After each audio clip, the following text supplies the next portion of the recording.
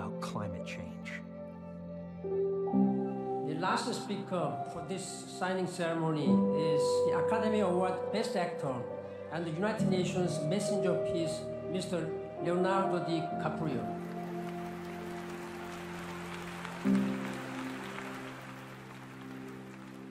Thank you, Mr. Secretary General, for the honor to address this body, and thanks to the distinguished climate leaders assembled here today who are ready to take action. As a UN messenger of peace, I have traveled all over the world for the last 2 years. I have seen cities like Beijing choked by industrial pollution, ancient boreal forests in Canada that have been clear-cut, and rainforests in Indonesia that have been incinerated. In India, I met farmers whose crops have been literally washed away. In America, I have witnessed sea level rise flooding the streets of Miami. In Greenland and in the Arctic, I was astonished to see that ancient glaciers are rapidly disappearing, well ahead of scientific predictions.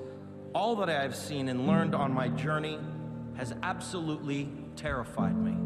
Now think about the shame that each of us will carry when our children and grandchildren look back and realize that we had the means of stopping this devastation, but simply lacked the political will to do so.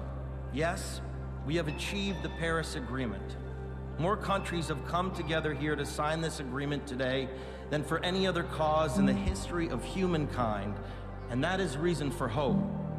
But unfortunately, the evidence shows us that it will not be enough. A massive change is required right now, one that leads to a new collective consciousness, a new collective evolution of the human race, inspired and enabled by a sense of urgency from all of you.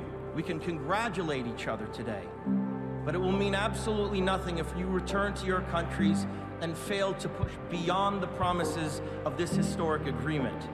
After 21 years of debates and conferences, it is time to declare no more talk, no more excuses, no more 10-year studies, no more allowing the fossil fuel companies to manipulate and dictate the science and policies that affect our future. The world is now watching. You will either be lauded by future generations or vilified by them.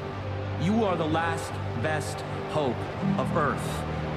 We ask you to protect it, or we and all living things we cherish are history.